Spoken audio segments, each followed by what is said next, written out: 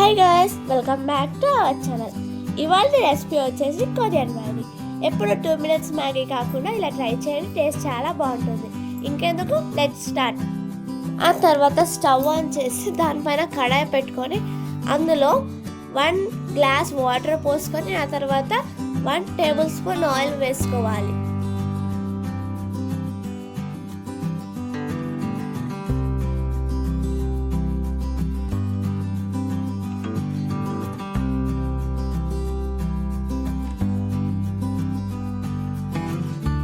Water boil అయిన తర్వాత అందులోకి మ్యాగీ వేసుకొని ఒకసారి కలుపుకొని క్యాప్ పెట్టేసుకొని మ్యాగీని ఉడకనివ్వాలి.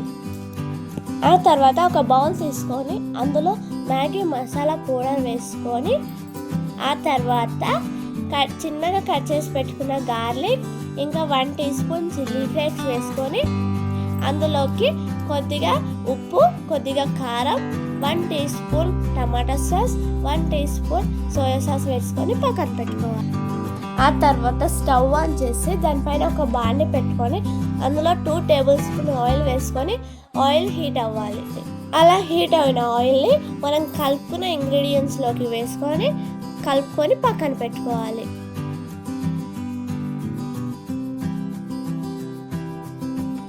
అలా మ్యాగీ ఉడికాక దానిలో ఉన్న వాటర్ని పక్కనకి పోసేసుకోవాలి. మనం పక్కన పెట్టుకున్న బౌల్లోకి మనం ఉడికించిన మ్యాగీని వేసుకొని నేను వీడియోలో చూపిస్తున్న విధంగా 2 spoons కలిపేసుకోవాలి.